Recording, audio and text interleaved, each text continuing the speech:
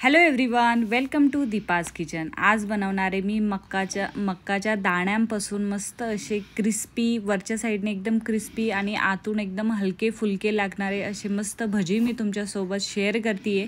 तर व्हिडिओ जो आहे तर तो पूर्ण नक्की बघा। तर इथे मी काय केलं आहे, एक मक्का घेतली आहे, त्याला चांगलं साफ करून घेतलं आणि त्याचे दाणे कसे काढते, अख्खे दाणे नाही काढलेत, चाकूच्या सहाय्याने त्याला कट करून घेतलंय आणि मगच त्याची नंतर भजी बनवली आहे। जर तुम्ही दाणे वगैरे अख्खे दाणे वगैरे काढले ना तर ते कढईमध्ये जेव्हा तुम्ही भजी बनवसाल तर तेव्हा दाणे जे आहे तर ते फुटण्याचे जास्त चान्सेस असतात। तर त्याच्यासाठी असेच कट करायचे, दाणे काढून भजी नाही बनवायची आहे, चाकूच्या सहाय्यानेच त्याला कट करायचं आणि नंतरच भजी बनवायची आहे। तर इथे मी पूर्ण जे आहे एकच मक्कापासून भजी बनवते आहे।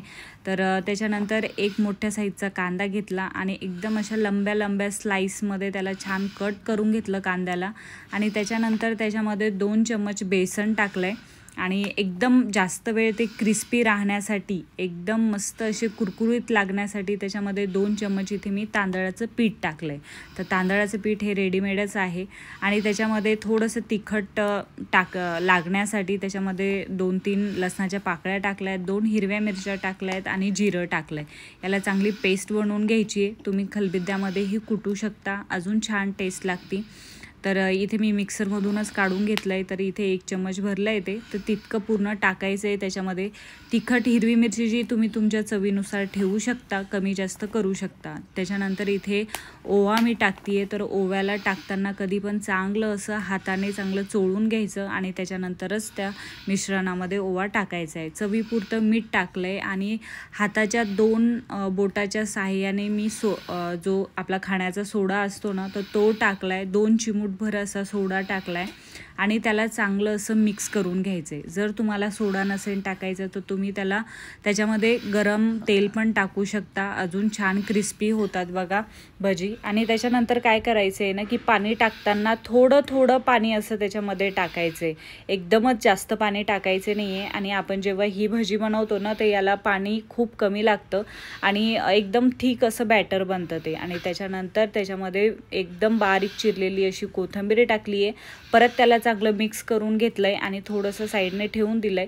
तोपर्यंत मस्त अशी पुदिन्याची मी चटणी तुमच्यासोबत शेअर करते आहे। तर पुदिना घेतलाय, भरपूर असा पुदिना घेतलाय, 1च हिरवी मिरची घेतली आहे आणि 4 लसणाच्या पाकळ्या, छोटासा अद्रकचा तुकडा आणि थोडीशी कोथिंबीर आणि चवीपुरतं त्याच्यामध्ये मीठ टाकायचं आहे आणि थोडंसं पाणी त्याच्यामध्ये टाकायचं आहे आणि मिक्सरमधून चांगलं असं बारीक एकदम फाईन पेस्ट त्याची बनवून घ्यायची आहे। तर तुम्हाला थोडंसं थिक आवडत असेल तर पाणी कमी टाका आणि किंवा जास्त पातळ आवडत असेल तर तुम्ही त्याच्यामध्ये पाणी ॲड करा। तर मस्त अशी चटणी जी आहे तर पुदिन्याची ती बनवून तयार झाली आहे, खूप छान लागते बघा भज्यांसोबत ह्या। तर तुम्ही नक्की ट्राय करा। आणि इथे कढईमध्ये तेल तापवायला ठेवलं होतं मी अगोदरच, तर मस्त असं तेल तापलं आहे ते, एकदम असं म्हणजे एकदम त्याची तेलाची वाफ निघेपर्यंत त्याला एकदम कडकडीत नाही गरम करायचे, पण हे लाकडी घाण्याचं तेल असल्यामुळे याच्यातून वाफ निघते आहे। तर मीडियम गॅस ठेवायचा आहे आणि छान त्याला तापून घ्यायचं आहे तेलाला। आणि त्याच्यानंतर एकदम म्हणजे ही भजी जी आहे तर ही एकदम अशी गोल गोल आकारामध्ये नाही बनत, ही वेडी वाकडीच बनती। तर म्हणजे कांदा पण आपण लंब्या लंब्या स्लाइसमध्ये कट केलेला होता, तर त्याच्यामुळे ती भजी एकदम मस्त गोल आकारामध्ये नाही आली। तुम्ही जर का कांदा स्किप केला ना तर मस्त याची गोल गोल भजी पण आपण बनवू शकतो, पण कांद्याने अजून छान अशी मस्त टेस्ट लागते।